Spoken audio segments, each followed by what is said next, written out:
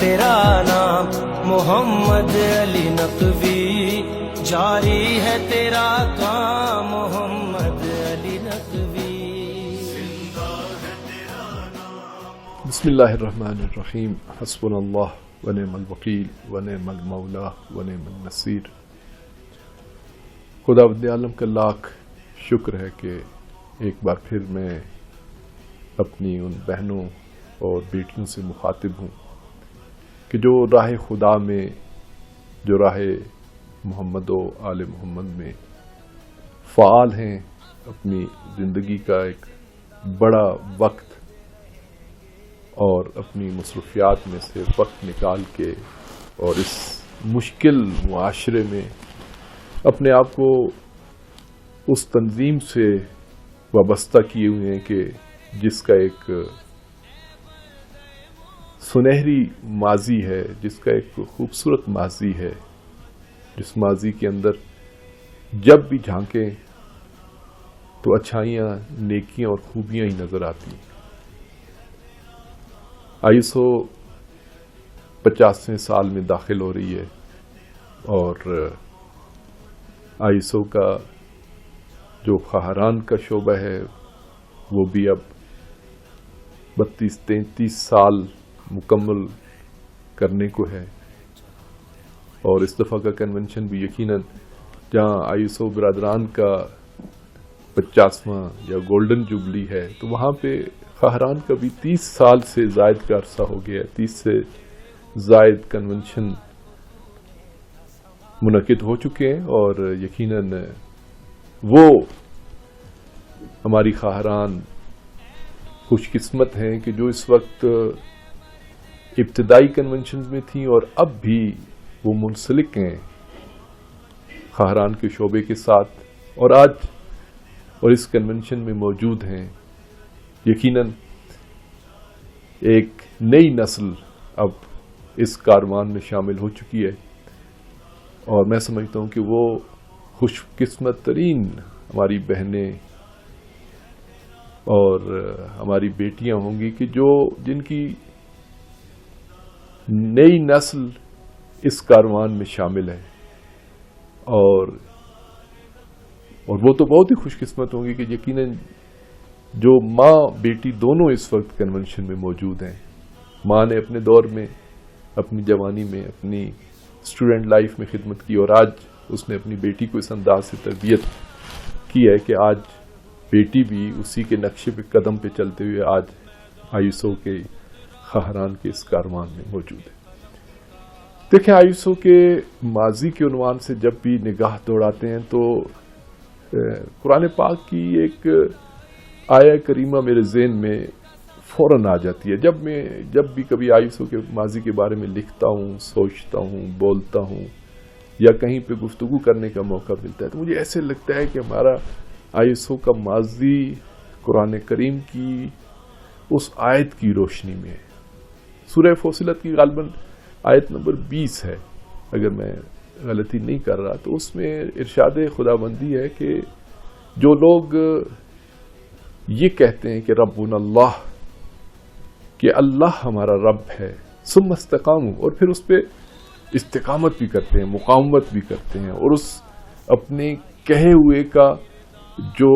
جبر ہے اس کو بھی سہنے کے لیے تیار ہوتے ہیں، اس مشکل کو برداشت کرنے کے لیے بھی تیار ہوتے ہیں، استقامت دکھاتے ہیں، مقاومت دکھاتے ہیں، میدان میں رہتے ہیں، تو خداوند عالم قرآن کی آیات کی روشنی میں خدا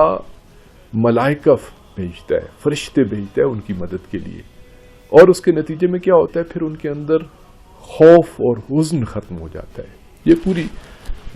آیہ کریمہ کا ایک مفہوم ہے جو کہ میں عرض کر رہا ہوں آپ کی خدمت میں۔ دیکھیں، آئیسو کے ماضی کے اندر بھی یہی ہوا ہے۔ جب آئیسو نے حق کی آواز اٹھائی اور اس معاشرے میں اپنے حقوق کی بات کی، اپنے اسٹوڈنٹس کی فلاح اور بہتری کی بات کی، اپنے معاشرے کی ترقی و پیش رفت کی بات کی، یا دوسرے لفظوں میں جس کو ہم اپنے دستوری نصب العین کہتے ہیں کہ جب معاشرے کو محمد و آل محمد علیہ السلام کے راستے پر چلانے کی بات کی تو ایک ریئیکشن بھی آیا، اور وہ ریئیکشن، وہ رد عمل کئی انداز کا تھا. وہ ہماری وہ خواہران یا وہ برادران کی جنہوں نے آغاز میں کام کیا، بلکہ اب بھی جاری ہے. ایسے ہم نہیں کہہ سکتے کہ وہ ریئیکشن یا رد عمل اب ختم ہو چکا ہے اور وہ چیلنج اور وہ مسائل نہیں ہیں، وہ اب بھی موجود ہیں. لیکن ہم نے اس چیز کا جائزہ لیا، اور میرے لیے تو یہ عین الیقین، حق الیقین اور یقین کی جو بھی آپ منزل کہیں وہ یہی ہے کہ جب بھی ہم نے خلوص نیت کے ساتھ اور للہیت کے ساتھ جو قدم بھی اٹھایا، چاہے وہ خواہران کے لیے ہو، چاہے برادران کے شعبے کے لیے ہو، اور پھر اس پہ ثم استقاموا، یعنی قرآن کی اس آیت کریمہ کی روشنی میں اس پہ استقامت بھی دکھائی، گھبرائے نہیں ہیں، ڈرے نہیں ہیں، پیچھے نہیں ہٹے ہیں، کمپرومائز نہیں کیا، سمجھوتا نہیں کیا، اس میں ہمیں کامیابی ہوئی. آپ اپنے اس 30-35 سالہ خواہران کی بات کر رہا ہوں، اگر اس ماضی کا جائزہ لیں تو آپ کو بڑی بڑی کامیابیاں ملیں گی، جبکہ آپ کو خود پتہ ہے کہ جو اس پورے پروسیس کے اندر کے لوگ ہیں انہیں پتہ ہے کہ ہمارے پاس کیا وسائل تھے، ہمارے پاس کیا امکانات تھے، ہمارے پاس کون سی ایسی طاقت تھی، کون سا ایسا سرمایہ تھا کہ جس کی بنیاد پہ اتنے بڑے بڑے کام ہو گئے، اتنے اچھے نتائج ہمیں ملے. یہ ایک نظریاتی قوت تھی، نظریاتی سرمایہ تھا، اور وہ ثم استقاموا والی بات تھی کہ جب ہم نے کہہ دیا کہ ہم اللہ کو مانتے ہیں، اللہ کی ربوبیت کے قائل ہیں اور محمد و اہل بیت محمد کے راستے پر گامزن ہے، تو پھر ہم نے استقامت دکھائی. جس نے بھی استقامت دکھائی، میں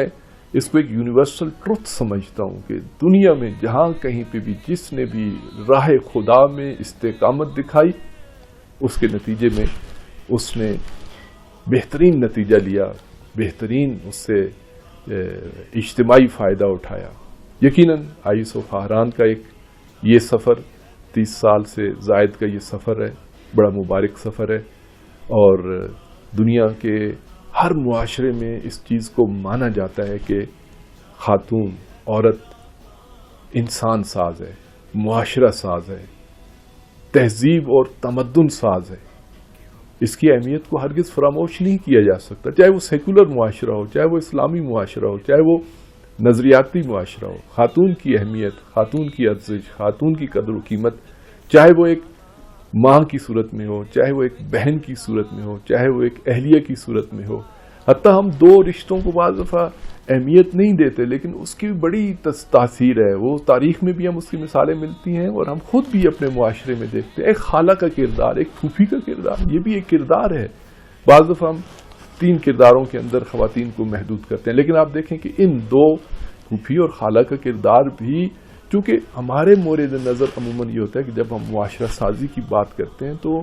ہمارا بیشتر جو مخاطب ہوتا ہے وہ نئی نسل ہوتی ہے، بچے ہوتے ہیں، نوجوان ہوتے ہیں، اسکول گوئنگ ہیں، کالج گوئنگ ہے. تو ان پہ یہ سارے رشتے جو ہیں ایک خاتون کے ناطے سے اثر انداز ہو رہے ہوتے ہیں. بہرحال آئیسو کا خوبصورت ماضی، حسین ماضی، اور اس وقت ایک نئے مرحلے کا آغاز. خواہران سے بھی بہت زیادہ توقعات ہیں. دیکھیں کسی بھی معاشرے کے اندر کہا جاتا ہے کہ 3 چیزوں پہ دشمن حملہ کرتا ہے. ہم اس کو جو سافٹ وار کہتے ہیں یا نرم جنگ کہتے ہیں، اس کے لیے سب سے مؤثر اگر کوئی ہو سکتا ہے تو وہ خاتون خانہ ہے، گھر کی عورت، چاہے وہ کسی عنوان سے ہو، ماں ہو، بیٹی ہو، اہلیہ ہو، خالہ ہو، پھوپھی ہو، کسی عنوان سے وہ ایک مؤثر ہے. وہ سافٹ پاور میں ایک فرنٹ لائن پہ لڑنے والی ایک افسر ہے، ایک فوجی ہے. دیکھیں معاشروں کو، مذاہب کو، مکاتب کو، تنظیموں کو، اداروں کو جو نقصان پہنچایا جاتا ہے نا، وہ 3 چیزوں کو ٹارگٹ کیا جاتا ہے. پہلے یہ کہ ان کے جو بلیفز ہیں، ان کے جو نظریات ہیں، جو ان کے عقائد ہیں، ان کو ڈیمیج کیا جاتا ہے، ان کو نقصان پہنچانے کی کوشش کی جاتی ہے. کیونکہ جب آپ کسی کے عقائد اور ان کی بیلیفز کو ایک دفعہ ٹارگٹ کر لیتے ہیں اور اس کو متزلزل کر دیتے ہیں اور اس کو ڈبل مائنڈڈ کر دیتے ہیں اپنے عقائد کی روشنی میں، تو اس کا نتیجہ یہ ہوتا ہے کہ طرز فکر میں تبدیلی آنا شروع ہو جاتی ہے. جس کے عقائد چینج ہوتے ہیں تو عقائد کی تبدیلی کے نتیجے میں انسان کا طرز فکر تبدیل ہوتا ہے. طرز فکر کے نتیجے میں طرز زندگی بدل جاتی ہے. جب طرز زندگی بدلتی ہے تو یہاں پہ آ کے اس کا ایک بیرونی جو تاثر ہے وہ کھل کے سامنے آ جاتا ہے. نظریات پھر بھی چھپے رہتے ہیں، طرز فکر بھی انسان کے ذہن کے اندر تک ہوتی ہے، لیکن جو طرز حیات ہے، زندگی کا انداز ہے، وہ عملی طور پہ پھر معاشرے میں نظر آتا ہے. آئیس و خواہران کی بنیادی ذمہ داری، نظریات پہ کوئی سمجھوتا نہ کریں، نظریات پہ کوئی حملہ آور ہو تو اس کا بھرپور جواب دیں، اپنے عقائد پہ ڈٹ جائیں، اپنے عقائد پہ کوئی سمجھوتا نہ کریں. اور اس کے لیے ضروری ہے کہ پہلے عقائد کو سمجھیں، درک کریں. ایسا نہیں ہے کہ آپ ایک کوئی ٹیبلٹ ہے یا شربت ہے اس کو پی لیں گے تو آپ نظریاتی ہو جائیں گے اور آپ کا عقیدہ مضبوط ہوگا. نہیں، آپ کو مطالعہ کرنا پڑے گا، آپ کو سرچ کرنی پڑے گی، آپ کو محنت کرنی پڑے گی. لیکن جب آپ اپنے نظریات میں پختہ ہو جاتے ہیں، اور آئیس و خواہران کا یہ بنیادی ہدف ہے کہ اپنے کارکنان کے اس نظریاتی پہلو کو مضبوط کریں، اس عقیدتی پہلو کو مضبوط کریں. جب آپ یہ مضبوط کر لیں گے تو پھر دشمن آپ کی طرز فکر پہ حملہ آور نہیں ہو سکے گا، وہ آپ کے طرز زندگی کو پھر بدل نہیں پائے گا. بس پہلا فریضہ نظریات کی پختگی ہے. نظریات کی پختگی کے نتیجے میں اپنی طرز فکر کو مثبت، کریٹو اور معاشرے کے لیے زیادہ سے زیادہ فائدہ مند بنائیں. اس کے نتیجے میں یقیناً جو نیٹ ریزلٹ ہمیں ملے گا وہ ہمارا طرز زندگی ہوگا. طرز زندگی پھر ہم جب معاشرے میں ہمارا طرز زندگی محمد و آل بیت محمد کی طرح ہوگا، جب ہمارا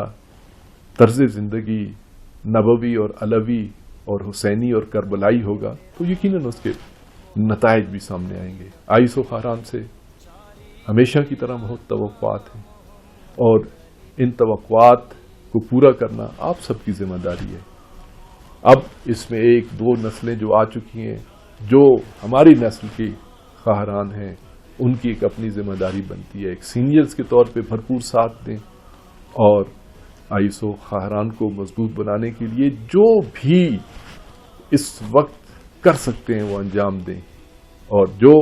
اس وقت اسٹرکچر کے اندر ہیں، چاہے وہ مسئولین ہیں، چاہے وہ کارکنان ہیں، چاہے وہ سپورٹ کرنے والے ہیں، ان سب کی ذمہ داری بنتی ہے کہ اس کو اہمیت دیں. یہ وہ شعبہ ہے کہ اگر اس کے اندر ایک ہم بڑا انقلاب اور ایک بڑی تبدیلی لے کے آئیں گے تو جیسے میں نے عرض کیا کہ یہ شعبہ یا خواتین انسان ساز بھی ہیں، معاشرہ ساز بھی ہیں، اور تمدن ساز بھی ہیں. میں آخر میں آپ تمام خواہران کا کہ جو اس کنونشن میں شریک ہیں، یا اگر یہ کلپ کنونشن سے پہلے نشر ہو رہا ہے تو جو شرکت کی خواہش رکھتے ہیں یا جو